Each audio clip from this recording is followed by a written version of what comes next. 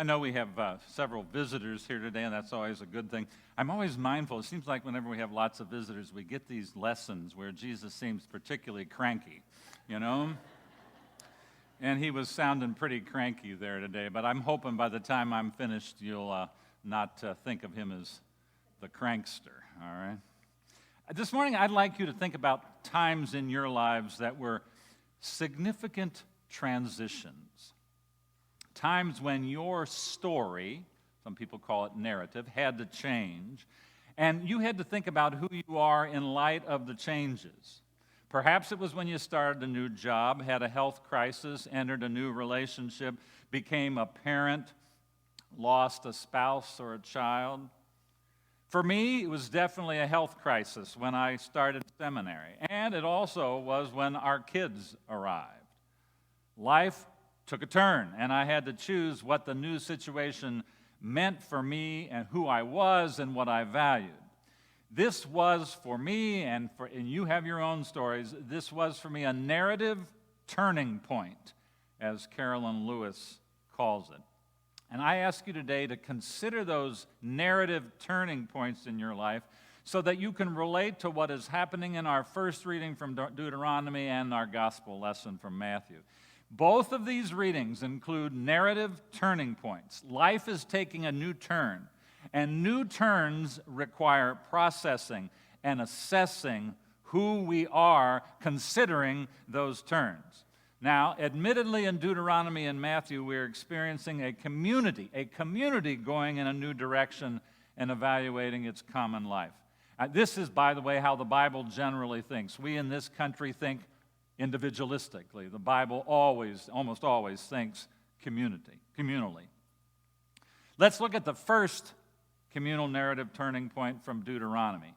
The people of Israel about ready to enter into the promised land. And Moses is preaching a sermon, reminding the people that they are on the edge of something big and that they now must decide who they are and how they're going to act. And so Moses says, quoting God, "I have set before you today life and prosperity, death and adversity."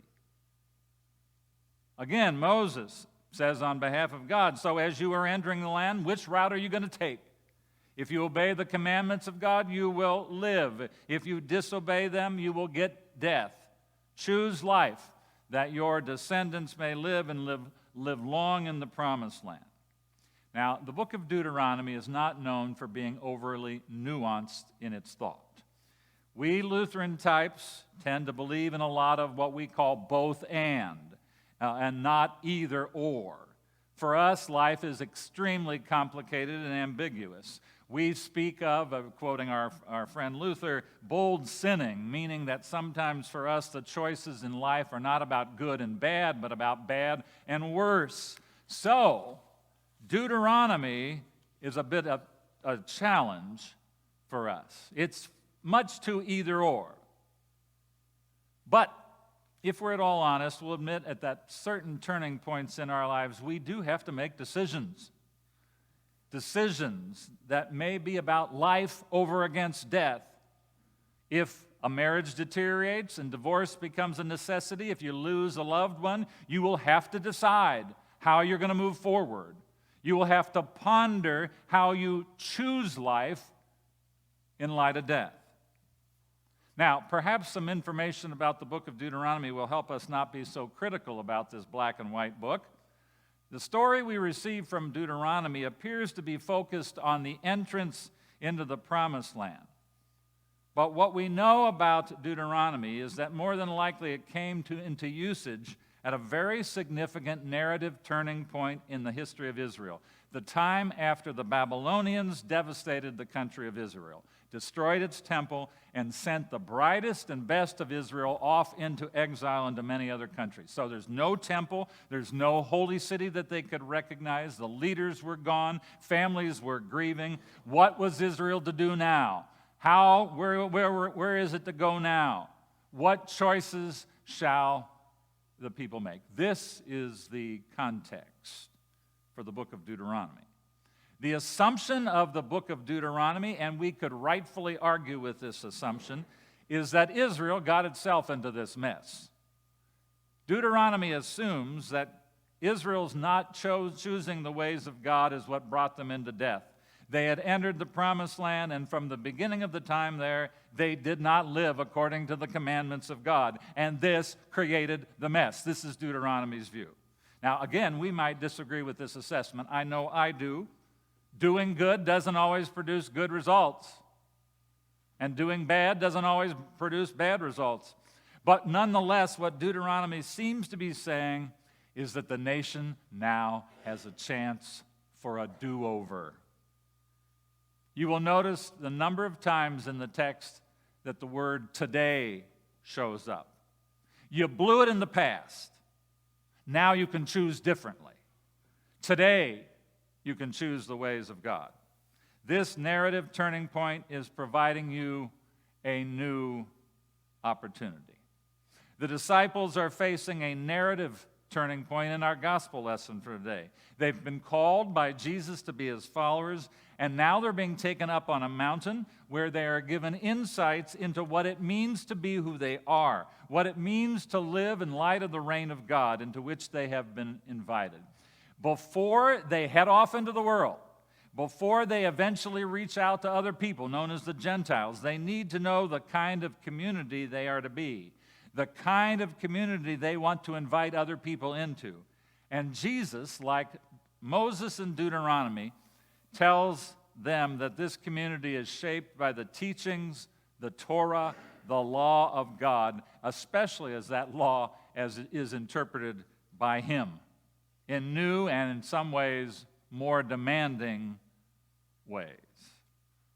Now, honestly, what appears in Matthew, like Deuteronomy, is probably not so much about what Jesus is saying to his disciples, but what Matthew is saying to his audience, the community that he is addressing. His community of Jewish Christians is probably at a turning point. They're having to figure out what to do in light of the changing character of the people coming to them and the changing nature of the faith, the moving from Jewishness to a faith shaped by new people and new ways. What does this newness mean for who we are?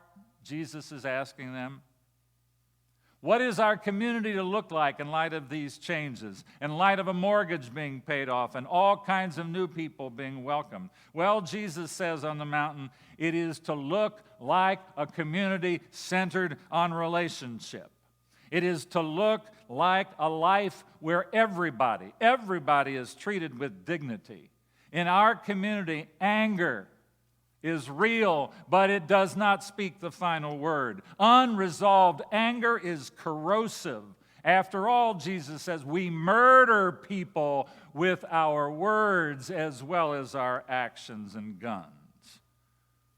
Our community, Jesus is saying, has better things to do than to be preoccupied with ongoing issues of anger. In our community, Jesus is saying, reconciliation is our gig, which, as I indicated in the children's sermon, is what the sharing of the peace is all about. It's not about being friendly to one another. It's about making sure that we are reconciled to one another. Now, I have to tell you, it is somewhat comical how Jesus makes this point in the text for today. And I think that the comedy is intentional. We miss it often. As he tells us that murdering with words is just as egregious as murdering with a knife or a fist, he tells us that those who are angry with their brothers or sisters are liable to judgment. The word judgment means crisis. They're liable to a crisis precipitated by God. And then he says that those who insult their brothers or sisters are liable to the city council. Can you imagine the city council having to do with all the cases of people insulting one another? They would never leave their meetings. And then his serious comedy continues as he says, if you call someone a fool, you're driving down and you say, you jerk, you will be liable to the hell of fire. That is to say, the fire of the garbage dump outside of Jerusalem. If that's the case, loads of people are going to be incinerated in the garbage fires, and especially those who drive a lot. See what happens in this little stuff? It's meant to be humorous. As the infraction becomes less serious, the punishment becomes greater. This is a fun way for Matthew to make his point. Life in the kingdom, as John Petty says, is marked not only by a different way of living, but a different way of understanding. All bets are off if you're trying to figure out this Jesus world on the basis of everyday thinking and operating. You think you're doing well because you haven't killed somebody and ended up in the jail? Sorry. You're just as broken as those who have done that. So you can't use that to justify your life. We in the community of Jesus understand things differently. We act differently. We seek reconciliation. We go to the nth degree to discover it. We in the community of Jesus take a relationship so seriously that we are not flippant when it comes to our commitments. For us, marriage matters, and respecting marriage is a high value. We will not live as if other people are consumer products that we throw away when they aren't useful to us, when we've had enough of them. People are not products. And while we're at it, Jesus said, they are not to be objectified. That is, turned into objects for our lust. By the way, I always want to make this point. It's probably too big a group to make this point. But when Jesus says, he says really that anyone who makes a married woman, a matter of lust, that person's in trouble. This is not a way of saying that sexual desire is somehow wrong. I hate to break it to you, and I know this is probably R-rated here at this point, but all of you have come into existence because somebody had some sexual desire, all right? I don't think this is an invitation to repress sexual desire, but it is an invitation to say that people are not objects. By the way, in Jesus' words today about marriage and lust, I think we are experiencing him standing up for women.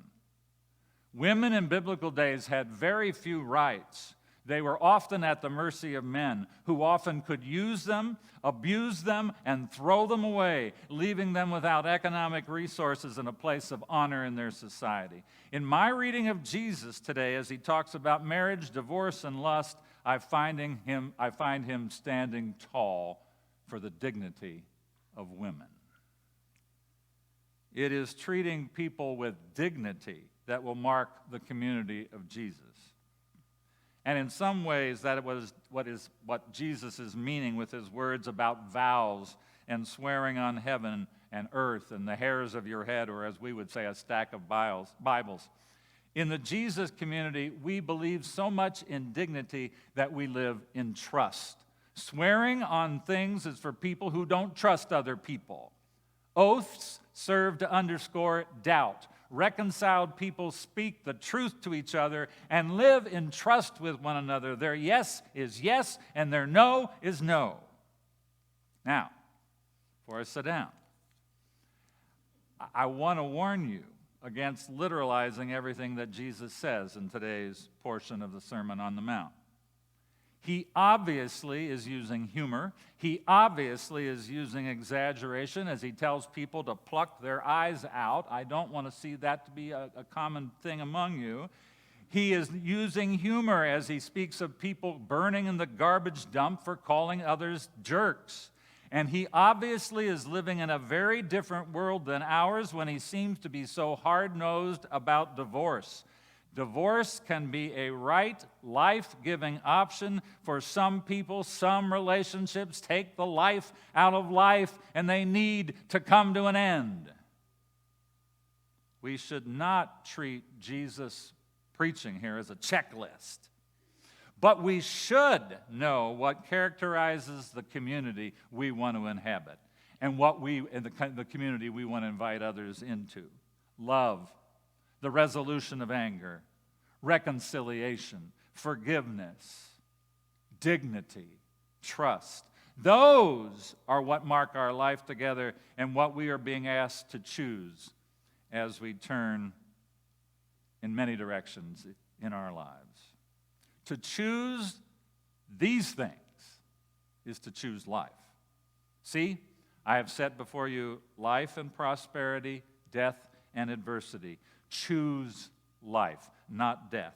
Choose that which builds people up, that which builds life up, that which builds community up, and reject the things that tear people, life, and community apart. Amen.